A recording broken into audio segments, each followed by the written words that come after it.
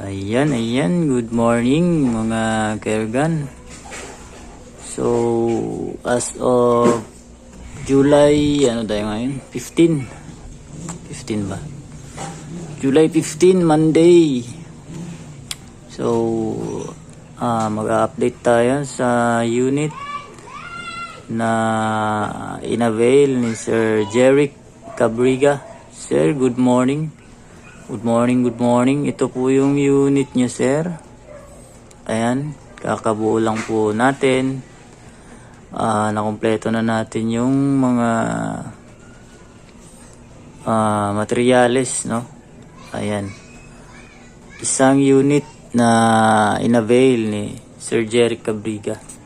So, ito na siya. Ready for, kakargahan na natin ng hangin. Oh, ayan, naka-ready na rin yung compressor natin.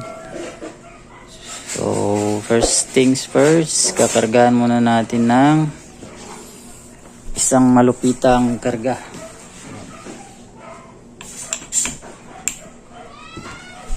So, ito muna yung gamit natin para rektang mag-seal yung valve nya.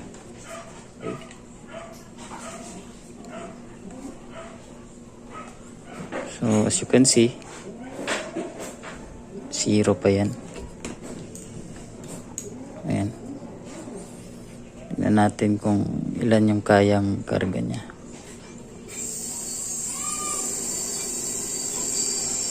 Ayan. Okay. So, nakargahan siya ng 1,000, I think 1,200 PSI. So may karga na lang kasi itong 2,000 plus. So ayan, 0.45 sa 0.45. So kalahati yung natanggal dito, napunta dito sa kabila. Okay, list natin. Ayan. So, kakargahan pa natin to hanggang 3,000 PSI. Ayan. So, proceed tayo doon sa compressor natin para makargahan ng 3,000.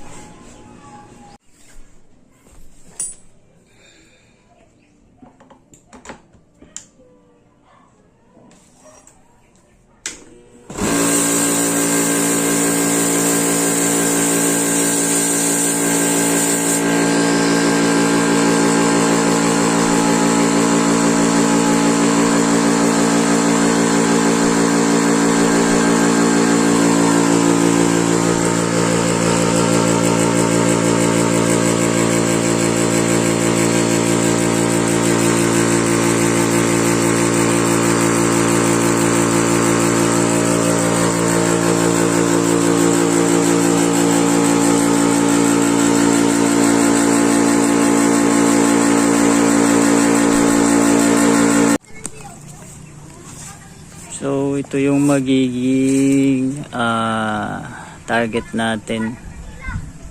Ayan. Magiging point of aim lang natin yan mga Kergan, no? So 30 meters yan, galing dun sa taas ng bahay. 30 meters yung groupings natin. Video test bago natin ipadala kay Sir Jeric. Ayan. So, try na rin natin yung JSB natin dun. So, Astro pellets lang yung gagamitin natin. Tala. So, ayan, andito na tayo sa taas mga Kergan. So, yung target natin is, ayun, target paper natin nasa 30 meters po yan. Okay, then ito yung unit ni Sir. Okay, konting ano lang muna sa unit, sa specification ng unit ni Sir. Ayan, 7 inches yung receiver kasama yung swing. And then naka 1,800 PSI output. So may karga tayo ngayong 2,000 almost 3. So 2829 24 inches 16 mm 12 grooves DBB barrel, 0.45 na capsule type yung tank. Then V9 na bipod. Ayan, so folding yung folding butt. Ayan. Okay. Then retractable yung butt nya.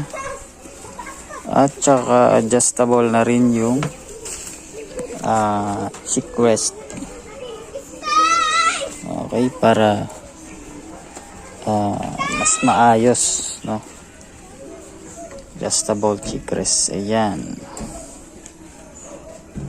Okay. Para lapat yung cheek natin dito, no? Hindi tayo mahirapan sa pag barrel, pagputok.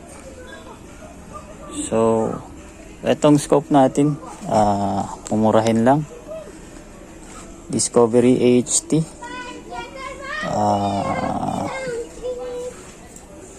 Yung specs nito, kalimutan. Ayan, 624 by 40 side focus, first focal plane.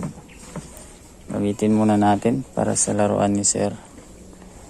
So yung gagamitin po natin pellets, Astro lang po. Then subukan din natin yung JSB. Ayan, Astro pellets. So may sineparate na tayo dito. So, hindi natin to na timbang. So kumuha na lang tayo, random pick na lang. So nasa 900 yung velocity. 900 feet per second yung velocity ng unit ni sir, since mahaba yung barrel. So yung unit natin, no, kaya pong umabot nito ng 1,000 plus na velocity. So depende na po yun sa pag-a-adjust ninyo. So sige, subukan natin. Wala po tayong side cam. So check na lang natin doon mamaya pag tapos nating magpaputok.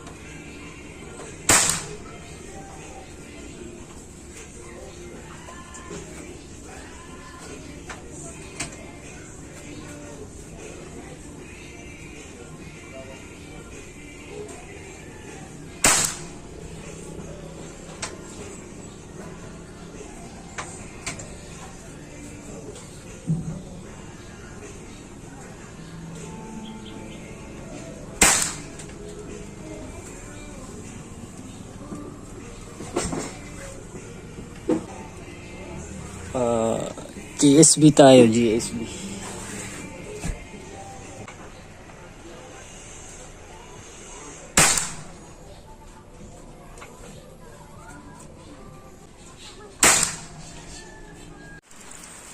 So ayun, tumira ako ulit mga ka-ergan, no. Ngayon yung mas pinakamaganda niyang groupings. Bale, tatlong groupings na yung ginawa natin. 5 sa Astro, tsaka 5 sa GSB. So tingin ko pwede na nating ipadala to kay Sir Jeric Cabriga at nang mahimas niya ang alaga niya. So ito at papunta na tayo sa target paper natin. Bali dyan tayo sa taas tumira. Dyan na natin yung target paper. Kasi hindi ko na rin maantay. Okay lang kahit medyo maulan. Tuloy pa rin tayo. Dandahan lang kasi medyo sakit pa yung paa natin.